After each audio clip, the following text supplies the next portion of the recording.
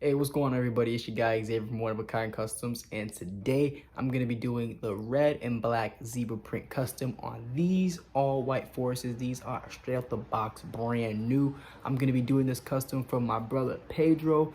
I love this custom. It's one of my favorite customs to do. You can get this custom in different colorways, guys, but this one is gonna be the red and black original zebra custom that I love doing all the time, free-handed, no stencil or anything like that. So with no further ado, we're gonna get into this video and we're gonna transform these all white forces into some black and red zebra print. Amazing piece of artwork that you can put on your feet. So no further ado, let's get into this video.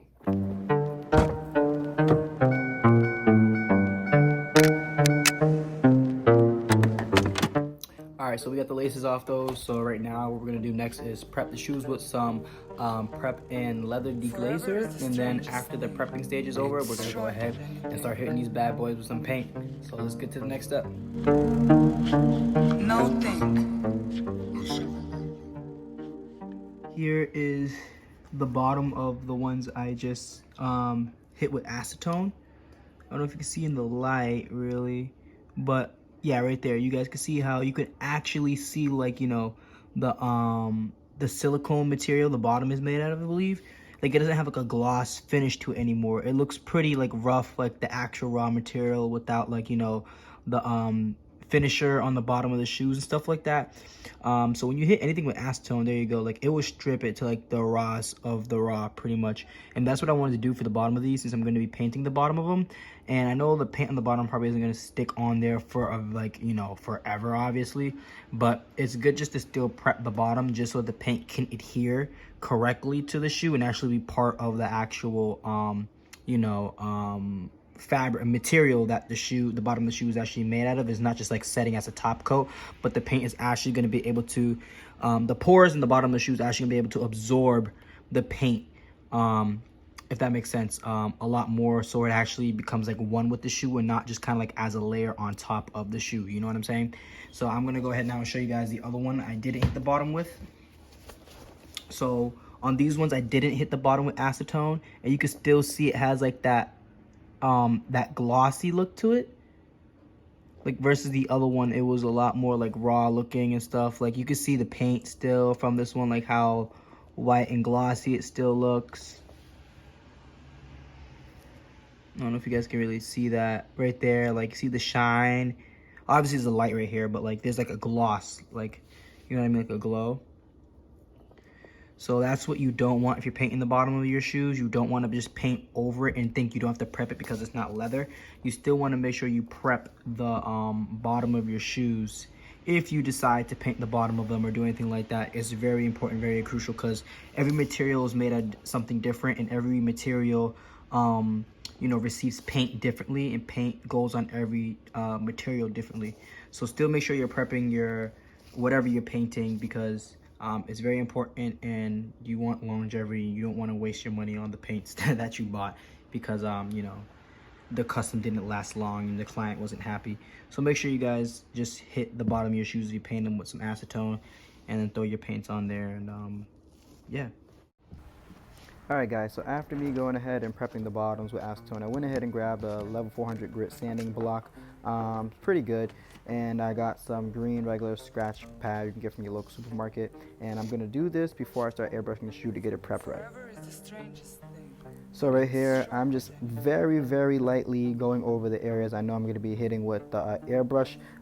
Doing this process for your shoes before you airbrush really helps the paint adhere 10 times better to the shoe that you are painting with the airbrush. Since I'm going to be doing multiple coats and multiple layers of paint, I really want to make sure I get a good, nice layer of breakdown on these shoes. The next step after going ahead and sanding down the shoes, I'm going to get my cotton ball and just get some more acetone and gently wipe off all the residue from scratching the shoes up with the sandpapers. Alright, so I'm going to start off by first dyeing or painting actually the sock liner black all the way up to where the tongue is right here, the stitching black, and then this stitching right here where the Nike sign is black. So I'm gonna hit this with black, hit this with black, and hit this with black first. After that, and then I'm gonna switch it and move down here to the midsole and the outsole and the bottoms, paint those black. And then I'm gonna go ahead and then just start painting this with some coats of red. And then after some coats, then hit it with the final airbrush coat and go from there. I'm gonna do the same thing to that shoe, so let's get it. I'm gonna hit it with some flat black next here. We're gonna mix that flat black with a ratio of some Too Soft. We're gonna mix these two together up, put them in our airbrush right here, and then after that, we're just gonna hit them. Let's go.